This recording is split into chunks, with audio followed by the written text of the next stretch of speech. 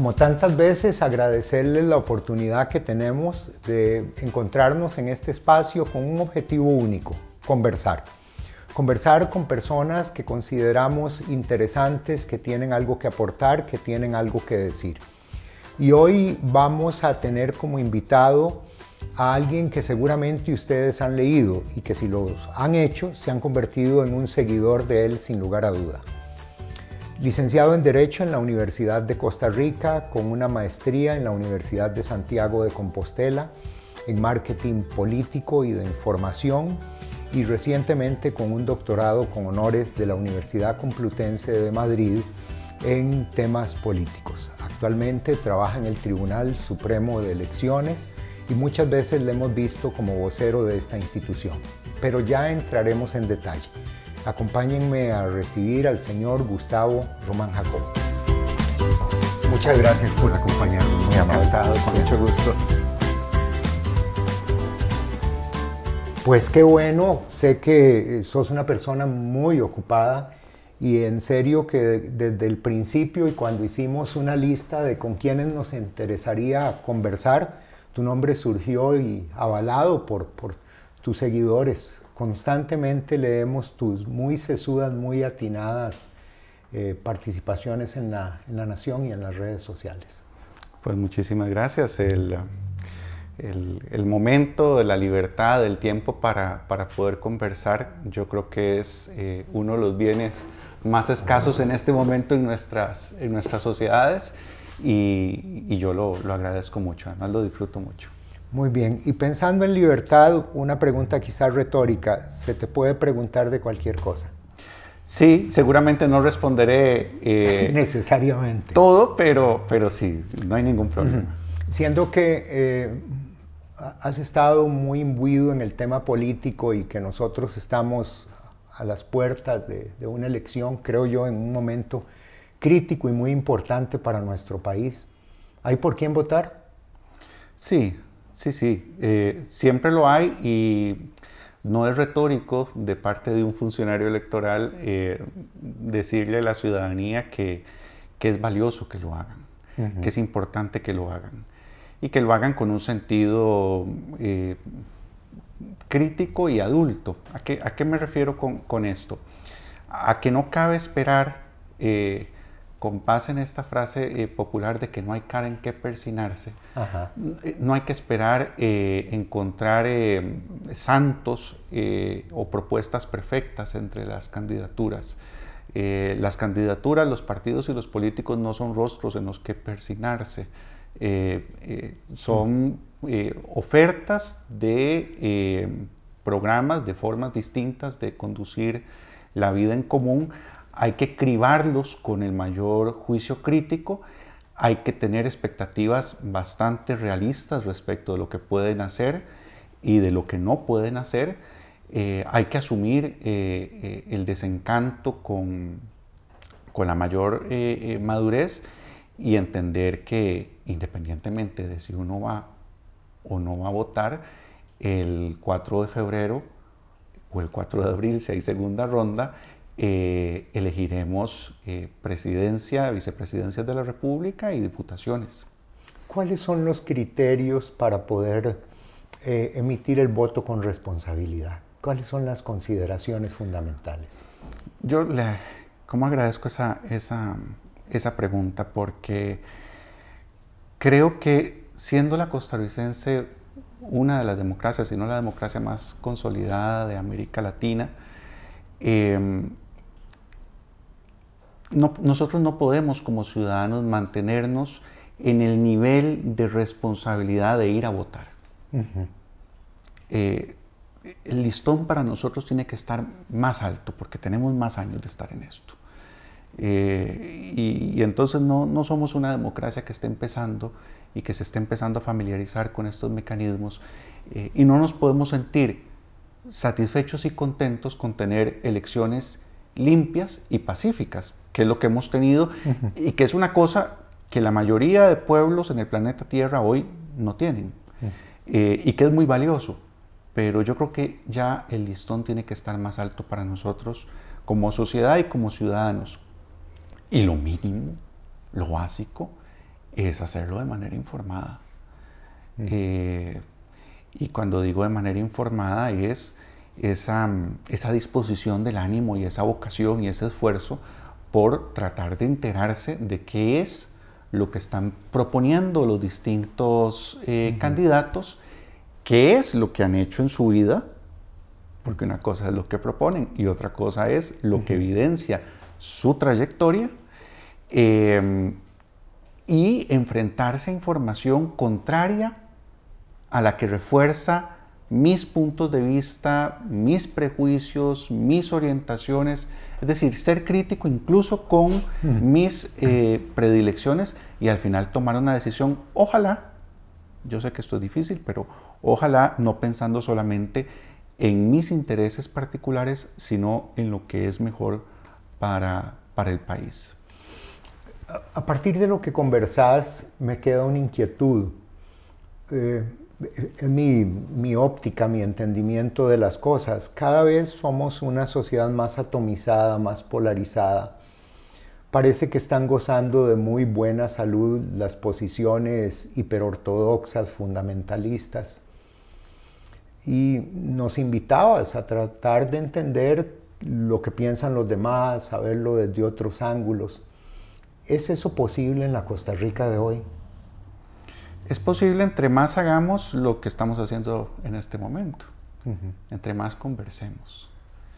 Yo estoy fascinado con un libro que estoy leyendo, no me lo he terminado en este momento, de una profesora del MIT, se llama Sherry Turkle, y el libro se llama En defensa de la conversación. Es qué interesante. Un libro bastante reciente. En España lo publicó una editorial pequeñita que se llama El Ático de los Libros. Esta señora se especializa en las relaciones entre la tecnología y los seres humanos y las implicaciones que tiene.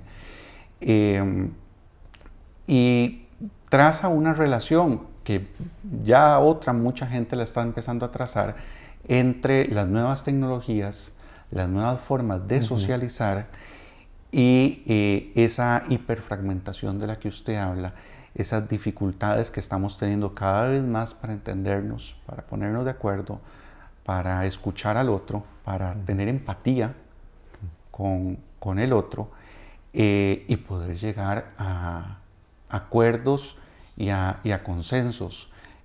Por definición, estas posiciones de las que usted habla, fundamentalistas y ortodoxas, son posiciones que no se alimentan de la conversación.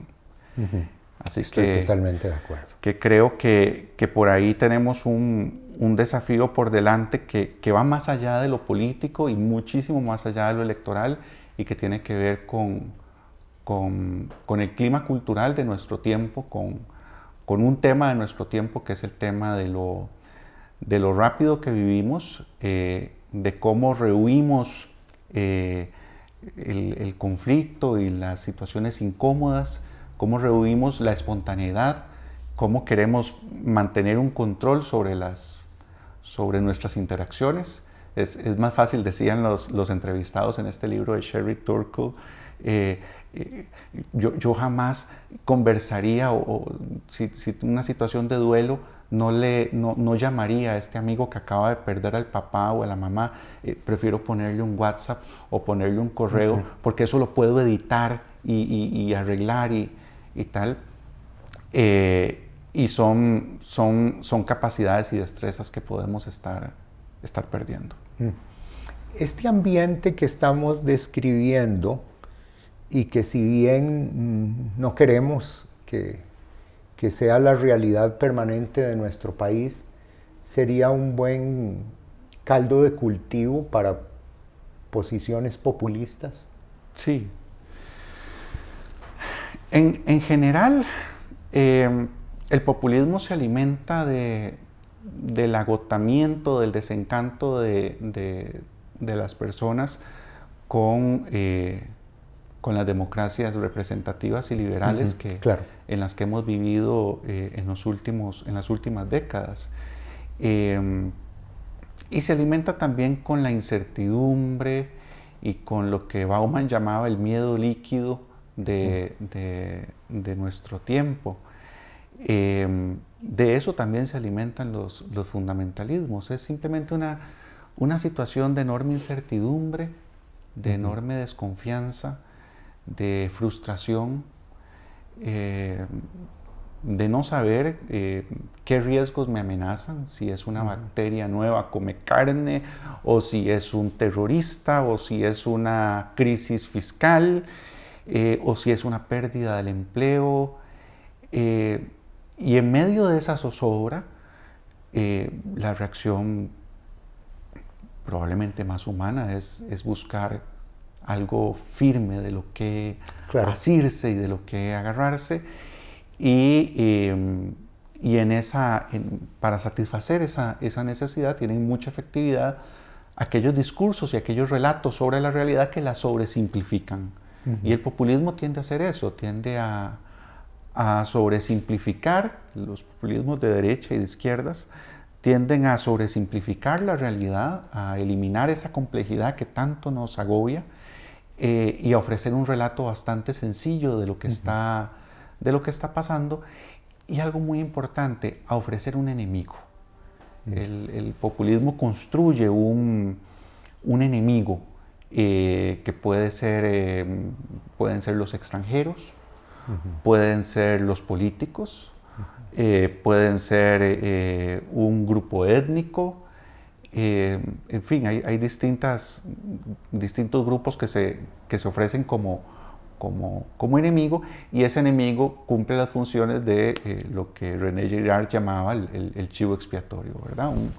Un monigote sobre el cual cargar, como en nuestras populares quemas de Judas los jueves de Semana Santa, sobre el cual dejar caer toda esa rabia, toda esa frustración, todo ese miedo colectivo, y hacer hogueras públicas que por un momento muy breve, muy breve, alivien ese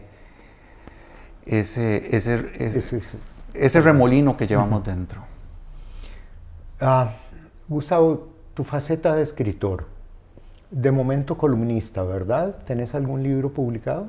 No. No todavía. No, quisiera publicar pronto la tesis, pero bueno, es un proceso que lleva algún tiempo, porque una tesis no es un producto, digamos, de mucha salida, y entonces hay que más bien convertir eso, que es un formato más académico, convertirlo a ensayo, y lleva tiempo, y ese es un bien escaso ahora. Ese dato yo no lo tengo. ¿Sobre qué es tu tesis?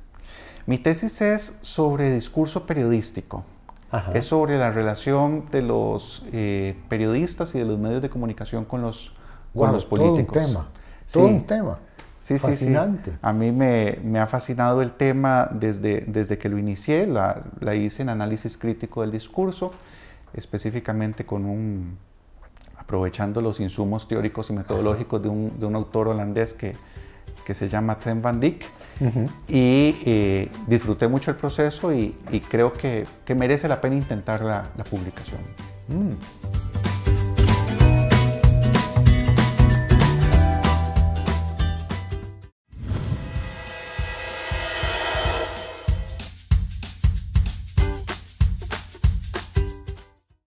¿Es muy atrevido pedirte un resumen de tu tesis?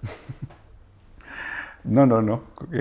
No sé si lo logre, pero voy a tratar de explicarme.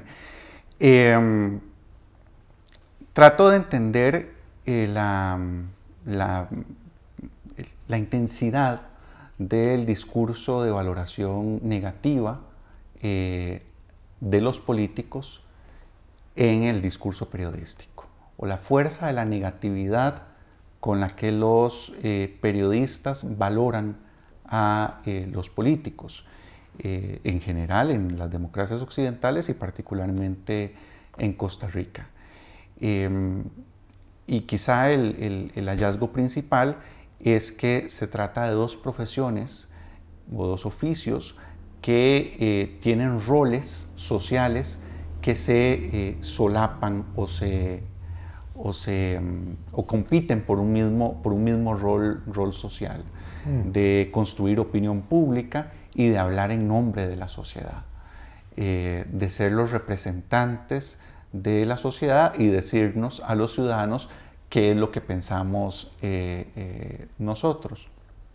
Y se enmarca en el marco de la crisis de ambos oficios.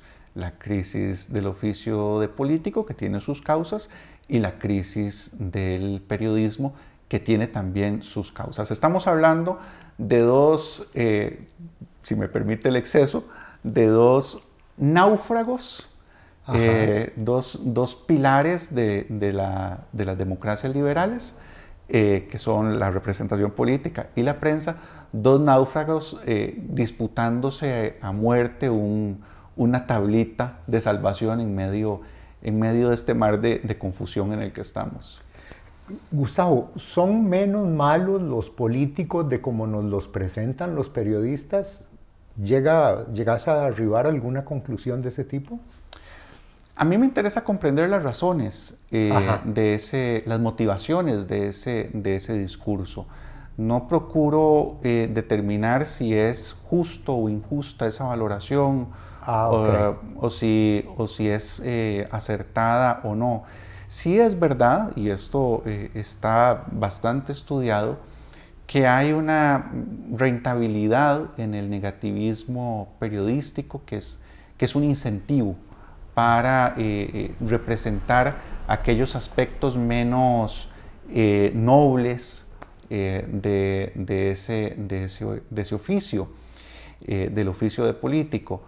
Y eso puede hacer un sesgo y puede hacer que haya una representación, digamos, más negativa de la que es en realidad. Y lo otro es que es un oficio, el de político, que se ejerce de una manera muy expuesta ante la opinión pública. Nosotros no vemos la cocina de los restaurantes. Afortunadamente, probablemente si la viéramos habría algún resquemor. No vemos las salas de redacción de los periodistas, no sabemos cómo se toman algunas decisiones, no vemos muchas cosas, pero el trabajo de político está cada vez más por un principio dogmático de nuestra era, que es el de la transparencia, y que también es problemático. Ese trabajo está cada vez más expuesto en una pecera, cada gesto, cada frase, cada proceso, y eso hace que también esté más expuesto a crítica y a desencanto. Y por otro lado, hay quien afirmaría que no hay rentabilidad en las buenas noticias, lo cual a mí me parece una tragedia, y que mucho del rating está en función de la catástrofe, de la página amarilla, pero es todo un tema. De todo eso que has escrito, porque me interesa mucho tu faceta como escritor, yo personalmente, cuando aparece tu nombre, no leo todo lo que sale en los periódicos ni lo que está en redes sociales, pero tu nombre es una invitación abierta a encontrarme con algo que me va a mover, que es inteligente. De lo que has escrito en columnas, ¿cuál ha sido la columna que más te ha movido, en donde más te vemos a vos?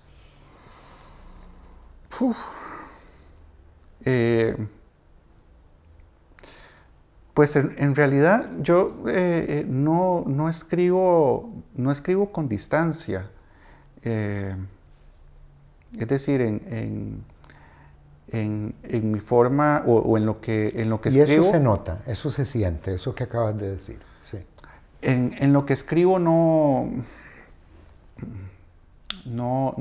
trato de poner una distancia entre lo que estoy viviendo y lo que estoy pensando y lo que estoy escribiendo. Sobre todo porque además escribo como individuo. Es decir, yo no escribo como funcionario electoral. Cuando uno habla con una adscripción institucional y habla en nombre de una institución, no es solamente uno quien habla. Habla la institución y eso se tiene que respetar. Pero mis artículos en La Nación son míos y entonces tengo esa libertad para hacerlo y entonces, incluso en sus contradicciones, pues nunca me lo han sacado, pero sí hay artículos que yo hoy no firmaría, lo que dejan ver es cómo voy pensando yo y cómo me voy equivocando y voy cambiando mi forma de pensar también. Y ha sido interesante que en algunos momentos este periódico en particular, que tiene una línea editorial muy definida y algunos afirman que tiene un compromiso muy grande en sus intereses, permite que en oportunidades vos apareces haciendo crítica a lo que ellos parecen representar. Pues yo agradezco mucho el espacio. Yo la primera vez que publiqué, bueno, los primeros artículos fueron en el semanario Universidad, pero tiene un alcance, digamos, y en ese momento todavía más, en el 98 creo, bastante reducido. Ahora es más. Pero en prensa nacional fue a finales de 2006, principios de 2007, y desde ese momento he escrito cosas que, digamos, que podrían ser más coherentes o que podían agradar más al perfil editorial de los medios en los que lo hacía, y ha habido otros momentos en los que no. Y en la mayoría de los casos he encontrado pues, respeto y apertura para publicar, y es algo que yo agradezco. Creo que los medios de comunicación es completamente válido que tengan sus perspectivas y sus líneas ideológicas, pero también creo que en una democracia y en un espacio público abierto deberían evitar dos cosas. Una es cerrar sus espacios de opinión solamente a los de esa línea, y luego influir en la cobertura periodística, en la cobertura noticiosa, con esa un sesgo. Sí. Claro. Y entonces, entre más cercano vea uno el editorial del día, con el enfoque noticioso y periodístico de la sección de nacionales o de política, pues más lo lamenta uno, porque sabe que se están violando ideales del periodismo profesional que son valiosos, pero que, como le decía, creo que están en crisis. Hay una pregunta que solemos formular a todas las personas que nos hacen el favor de aceptar nuestra invitación, y es ¿cómo somos las costarricenses? ¿Cómo somos? Bueno, voy a decir una perogrullada primero. Somos muy diferentes. Es decir, es muy diferente ser un muchacho de la Carpio o ser un muchacho de Escazú. Y es muy diferente ser un muchacho o una muchacha. Este es un país que arrastra violentas desigualdades entre sus ciudadanos. Nos iguala la cédula. Sí. Y nos iguala el voto, pero poco más. Y nos iguala la quimera aquella de que todos somos iguales, ¿verdad? El relato, sí. Pero como decía don Carlos Ojo, tristemente fallecido de forma temprana, igualiticos nunca hemos sido. El relato ha estado y tiene su valor que haya estado ese relato, pero sí, somos muy distintos. En algunas cosas somos, yo creo que muy necesitados de reconocimiento exterior. No sé si tendrá que ver con el hecho de ser un país pequeño o con qué tendrá que ver, pero a uno lo acongoja un poco este asedio al turista o este asedio a los cantantes o figuras famosas que nos visitan del extranjero, esta insistencia, este casi ruego porque nos digan lo maravillosos que somos. Ahí hay algo que que no termino de comprender, pero que me resulta muy... Nos sentimos muy ofendidos. Recordarás cuando en el Mundial alguien le preguntó a Balotelli, jugador de fútbol de Italia, que a cuáles jugadores ticos conocía, y él dijo, a ninguno. Claro. Y aquí nos lo tomamos personal, al punto que cuando le ganamos a Italia, la gente decía, ahora sí Balotelli nos va a conocer a todos, ¿verdad? Así sí, es. fue muy simpático. No, y es normal que turistas costarricenses en otras partes del mundo anden con la camiseta de la selección nacional o con la bandera amarrada a la mochila. Hay una enorme necesidad de que nos reconozcan. Creo que somos personas desconfiadas. En eso tengo, digamos, una opinión muy lejana a lo que usualmente se cree, ¿verdad? Porque hay una idea de que los costarricenses somos muy confiados.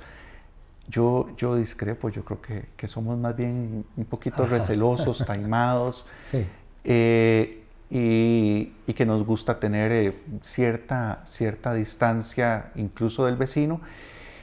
Y luego creo que somos muy, no sé si la palabra existirá, familiocéntricos, que tenemos a la familia como un elemento nuclear muy importante en torno al cual se organizan nuestras vidas. Me ha parecido que en otros países no necesariamente es así, que la vida de las personas gira más en torno, por ejemplo, a sus amistades o a su barrio, y no tanto en torno a su familia.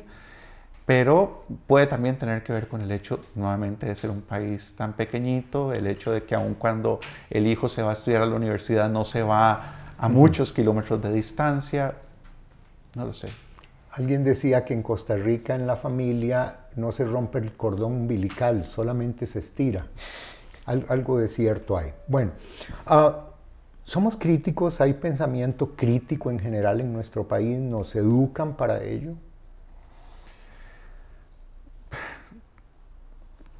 Vamos a ver, yo creo que ha habido mejoras en la educación básica en Costa Rica. Creo que hemos tenido buenos últimos ministros de educación que han hecho esfuerzos en esa dirección. Y luego también depende mucho del docente. Mi gratitud es siempre muy grande hacia la profesora, bueno, hacia varias profesoras, pero hacia una de estudios sociales que tuve que me marcó la vida en el Colegio Monterrey, Margot Piedra, y la visión crítica que ella me dio fue determinante en mi vida. Que eso sea generalizable, no lo sé. Sí, probablemente tengamos una mezcla paradójica entre falta de criticidad con mayúscula, y cuando digo mayúscula me refiero a capacidad para cribar las cosas, para analizarlas, para descartar y para cuestionar las cosas, pero paradójicamente, a pesar de que tenemos muy bajo ese nivel de criticidad, a veces tenemos muy altos los niveles de insatisfacción, enojo, cabreo con realidades que comparativamente no son las que tienen en otros países. Un amigo al que aprecio muchísimo y que es uno de los intelectuales más importantes de este país, que es don Constantino Urcullo, dice que mientras en otros países la frase, el grito de batalla es patria o muerte, en Costa Rica es patria o escoriaciones menores. Porque el agua normalmente no llega al río en nuestros conflictos, en nuestros dilemas. Dichosamente. Sí. Dichosamente, pero deberíamos tener eso más presente a la hora de hacer las valoraciones de las realidades que enfrentamos.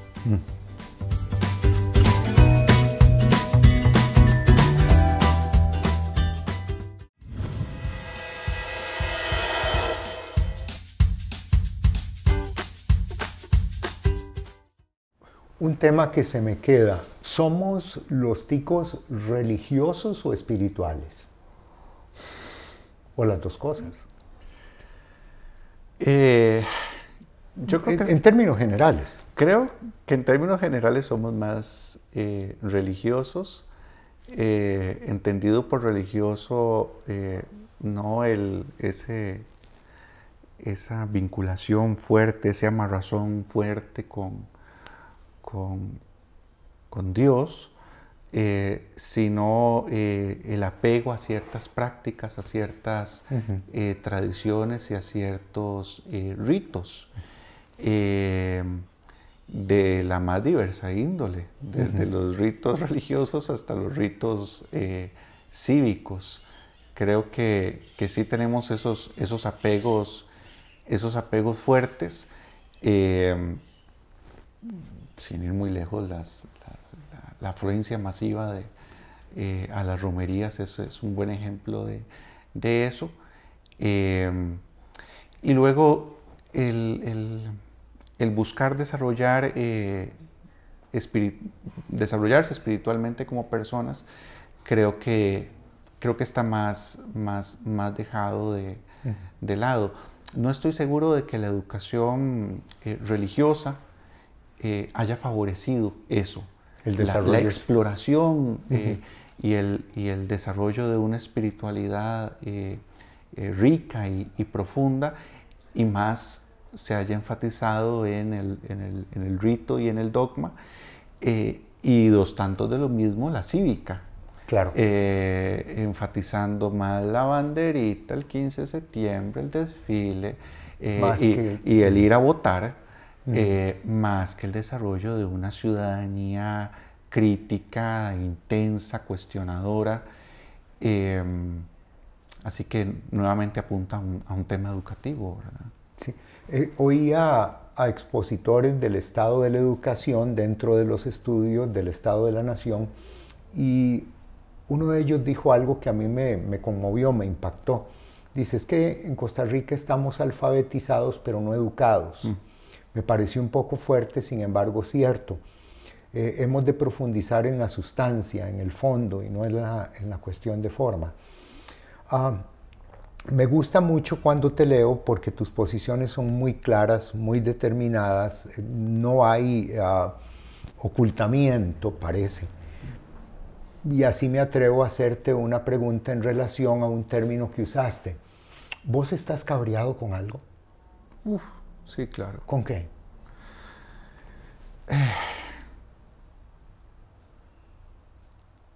Creo que no hay nada que me enoje y me entristezca tanto como el dolor y el sufrimiento en general de las personas, pero sobre todo de los niños.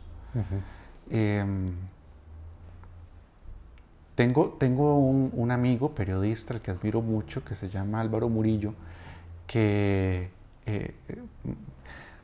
frecuentemente traía este tema de la violencia contra los niños, y yo no me sentía como interpelado. De hecho, sentía como que más bien nuestra sociedad estaba muy organizada en torno a los mocosos. Claro, mi esposa y yo hemos sido una pareja sin hijos durante muchos años, y no era algo que me tocara, digamos. Yo sentía que más bien era con los ancianos, los adultos mayores, que había más violencia en nuestra sociedad. Veía en un bus como el chofer le gritaba al viejito porque se atravesaban las barras y qué sé yo. Y debe ser, por una pura subjetividad, ahora que tengo una bebé, como que se me ha abierto los ojos a esas formas de violencia que uno las ve todos los días y las ve en la calle. Desde alguien llevando a un chiquito de menos de 2 años arrastrado del brazo, que yo no sé cómo no se les desmonta el brazo, hasta gritándole, hasta alimentándolo con porquerías, hasta exponiéndolo a lo que no lo debe exponer. Es decir, como que se me abrieron los ojos a una variedad enorme de formas de violencia en un país como este.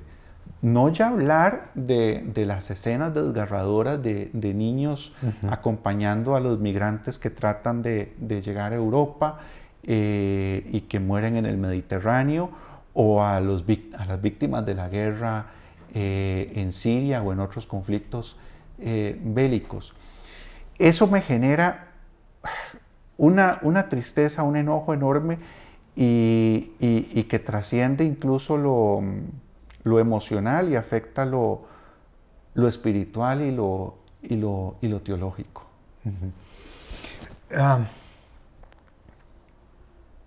¿Asumirías en un momento dado una responsabilidad en un partido político en la expectativa de cambiar cosas que estás viendo? Yo estoy de acuerdo con esa frase de que uno nunca va a decir de esta agua no beberé. De esta agua no beberé. También creo que uno debe conocerse y saber cuáles son sus capacidades y cuáles son sus limitaciones. Yo no tengo pasta de político. No tengo pasta de político. Esto incluso tiene hasta un componente bioquímico. Yo no soy un tipo con niveles altos de testosterona y cortisol.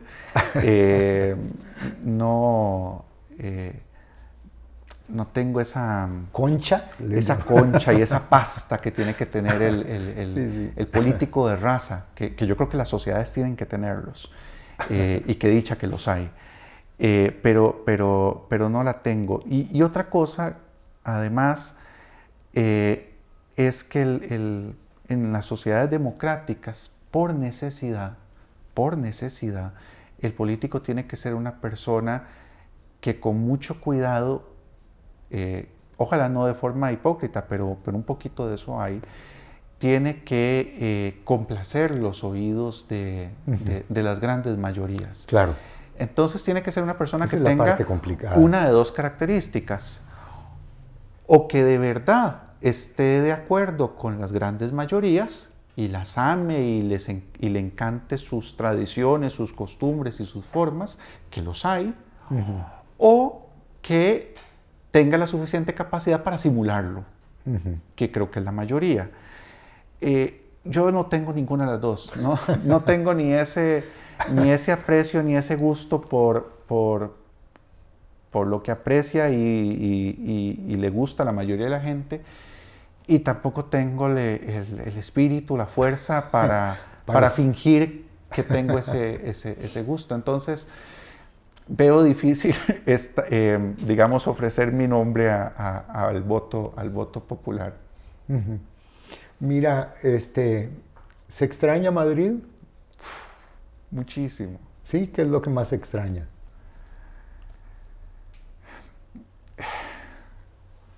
Que sea una ciudad, es decir, que haya espacios públicos en los que la gente está. Sí, claro. No en los que la gente transita. Nuestros espacios públicos son espacios de tránsito. Y nosotros los costarricenses vivimos muy rápido. Vivimos muy rápido porque somos de las sociedades, según un estudio que vi de la OECD, en las que más horas trabajamos. O sea que si en alguien podía haber pensado, Byung-Chul Han, cuando escribió su libro reciente, La Sociedad del Cansancio, fue en nosotros, que además salimos de nuestros trabajos y nos metemos en presas interminables. Madrid es una ciudad en la que es una ciudad de cigarras y no de hormigas, en las que la gente saca tiempo para tomarse una cerveza, para tomarse un café, para hablar.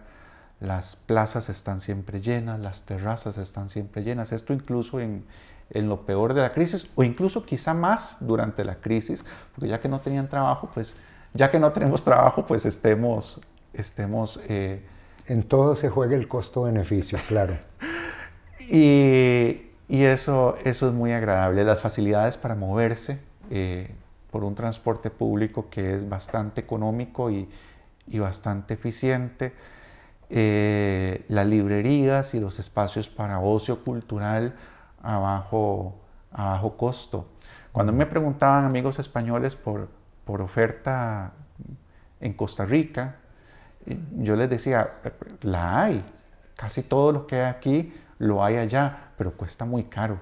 Sí. Hay que pagarlo y entonces es muy exclusivo, es para grupos muy reducidos de personas. Y eso contribuye a esa diferencia que vos marcabas categóricamente. Pero claro, es que nosotros, las personas ya no nos encontramos de diferentes clases sociales o niveles de ingreso, ya no nos encontramos. Yo creo que el único lugar donde nos seguimos encontrando es en las iglesias. O sea, porque ya no vamos a las mismas escuelas, ya no vamos a los mismos servicios de salud, ya no vamos a los mismos lugares de ocio, ya no usamos el mismo transporte, el mismo medio de transporte. Casi que el único espacio social donde, es más, ya ni vemos los mismos canales, porque hay un sector social en este país que ya jamás se detiene. No a ver televisión nacional, no, es que ni siquiera televisión por cable. Y entonces casi que el espacio que nos está quedando para compartir es el estadio cuando juega la CL, sí, sí. Y las iglesias. Si es que no las empiezan a estratificar ahorita también. Mira que algo de estratificación se ve en ellas. No sé si es una percepción mía muy subjetiva, pero alguna estratificación se ve en ellas. Y yo creo que esta ya es la última pregunta. ¿Ustedes qué dicen? Yo quería preguntarle que ¿Sí? ¿a qué atribuís todo ese, voy a decir una palabra que a veces se manosea mucho, éxito, en lo académico, en tu trabajo, tan prolífico, escribiendo, etc.? ¿Cómo lo lograste? Yo no lo llamaría éxito, Yo sé. porque además creo que esta es una sociedad exitólatra y una sociedad en la que nos estamos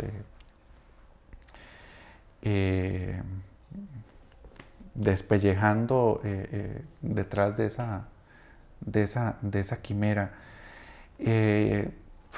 No sé, si por algo me sentiría satisfecho es por cuando llegue ese último aliento, es por haber disfrutado el tiempo lo más que se pueda con las personas que quiero, que amo, y haberles hecho la vida un poquito más feliz o menos dura.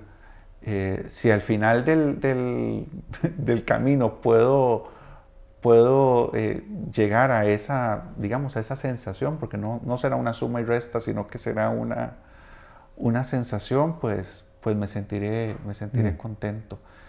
Lo demás es más disfrute que otra cosa. Yo los posts en Facebook y los artículos de periódico y estas cosas es más disfrute que otra cosa. Y hay veces en las que más bien lo que hace es quitarle puntos.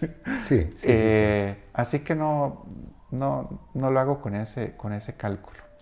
Y creo que la última pregunta, ¿cómo se educa una bebé para vivir en el mundo de hoy? ¿Cuáles son los criterios? Pues trato de pasar el mayor tiempo que puedo con ella y de hacerle saber que estoy ahí para ella. Hace poco un señor,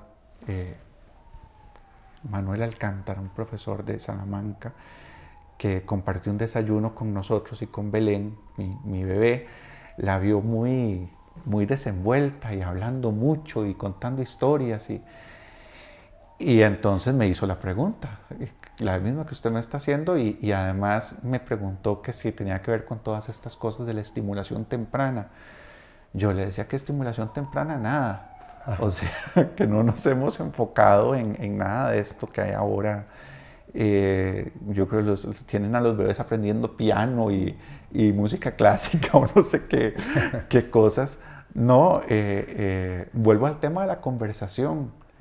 Es estar con ella y hacerle sentir que estamos ahí para ella y que es lo más importante para nosotros y sacrificar cosas, porque no todo se puede, no todo se puede en esta vida. Y entonces, por ejemplo, sacrificar un medio tiempo laboral, bajar el nivel de ingreso, y bajar el nivel de ingreso significa no poder comprarle todas las cosas que uno en algún momento quisiera, pero no se le compran todas las cosas que quisiéramos, pero las cosas que se le compran, podemos disfrutarla con ella y no agarrar el chunche que se compró con el mayor ingreso y dejarla ahí sola para que tenga un enorme cuarto de juguetes en soledad.